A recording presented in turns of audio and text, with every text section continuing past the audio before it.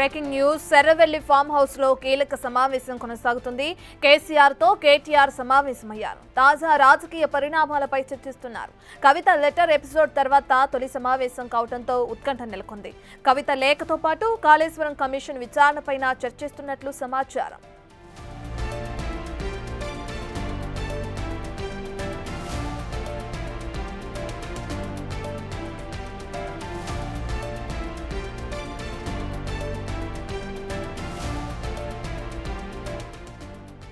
Erravelli farm house కి చేరుకున్నారు కేటీఆర్. అయితే కేటీఆర్ కేసీఆర్ తో ఏ విషయాల గురించి మాట్లాడే అవకాశం కనిపిస్తుంది? సమావేశానికి సంబంధించిన డీటెయిల్స్ అందించడానికి మా ప్రతినిధి దుర్గారెడ్డి అందుబాటులో ఉన్నారు. రైట్ దుర్గారెడ్డి, ఓన్లీ కేటీఆర్ రావటమే జరిగిందా? తనతో పాటు ఇంకెవరైనా వచ్చారా అటు ఎర్రవెల్లి ఫామ్ హౌస్ కి?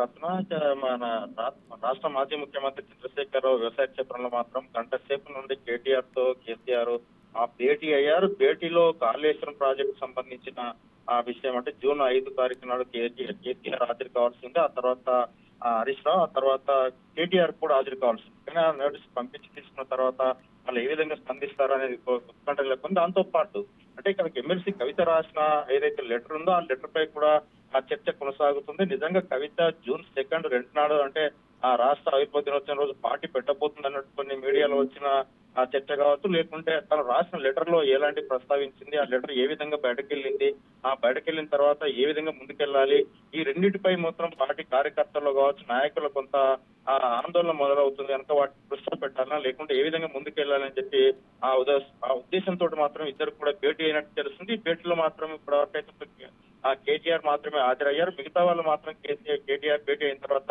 బయటకు వెళ్ళినాక ఎంపీలు వచ్చే అవకాశం ఉంటే ఉండొచ్చు. కాకపోతే ఆ కేసీఆర్ కానీ మరి కేటీఆర్ కానీ వీళ్ళంతా పిలిపించుకొని ఒకవేళ నిజంగానే కవిత రాసిన లెటర్ తర్వాత 2 రోజుల నుంచి మౌనంగా ఉన్న పార్టీలో ఈ రోజు కేసీఆర్ తో కేటీఆర్ భేటీ కావడము ప్రాధాన్యత సంతరించుకుంది.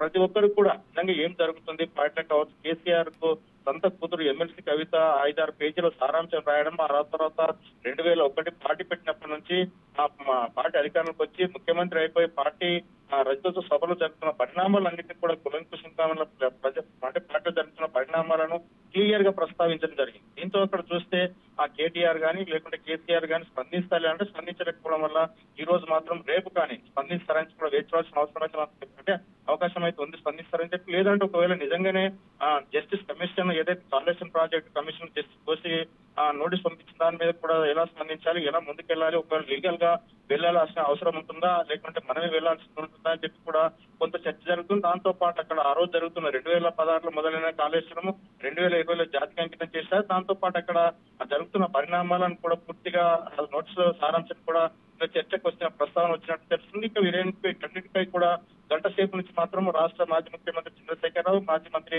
కేటీఆర్ తో మాత్రం సమావేశము వేడి కొనసాగుతుందని చెప్పవచ్చు. రత్న, ఇక్కడ మనం చూస్తే ఏదైతే ఈ లెటర్ కవిత కేసీఆర్ కు రాసిందో ఆ లెటర్ నిజంగానే ఎక్కడికి వెళ్ళింది, ఎట్లా వెళ్ళింది, బయటకు మీడియాకి ఎట్లా చేరింది, అసలు ఎవరు దీనికి ప్రయారిటీ ఏం చేశారని చెప్పి కూడా కొంత ఆ చర్చ అయితే మొదలైనట్టు తెలుస్తుంది. ఏదేమైనా సరే ఇక పార్టీలో జరుగుతున్న 2 విషయాలు ప్రయారిటీగా చూస్తే అంటే జూన్ 5 తారీఖు నాడు కాళేశ్వరం ప్రాజెక్టు మీద అటెండ్ కావాల్సి ఉంది. ఆ తర్వాత కూడా కవిత రాసిన లెటర్ పై కూడా పార్టీలో కొంత ఆ చర్చకు నిర్ణయం తీసుకోవాల్సి ఉంది కనుక ఆ దిశగా ఆ కేసీఆర్ కొన్ని సూచనలు సలహాలు కేటీఆర్ చెప్తున్నట్టు తెలుస్తుంది. ఈ విషయంపై మాత్రం మరి కాసేపట్లో కావచ్చు, లేకుంటే ఆ కేసీఆర్ బయటకు వెళ్ళిన తర్వాత మీడియాతో మాట్లాడతారా లేకుంటే వాళ్ళంతా కూడా తెలంగాణ భవన్కి వెళ్ళి ఆ ప్రెస్ మీట్ పెట్టి మాట్లాడతారని కొంత వేచాల్సిన అవసరం అయితే కనిపిస్తుంది. ఇది ఏదైనా సరే లెటర్ పై కాళేశ్వరం పై 2 పరిణామాలపై కూడా యొక్క సమావేశంలో అయితే కొంత చర్చ జరుగుతున్నట్టు మనకు సమాచారం అయితే అందుతుంది. Right, thank you Durga Reddy.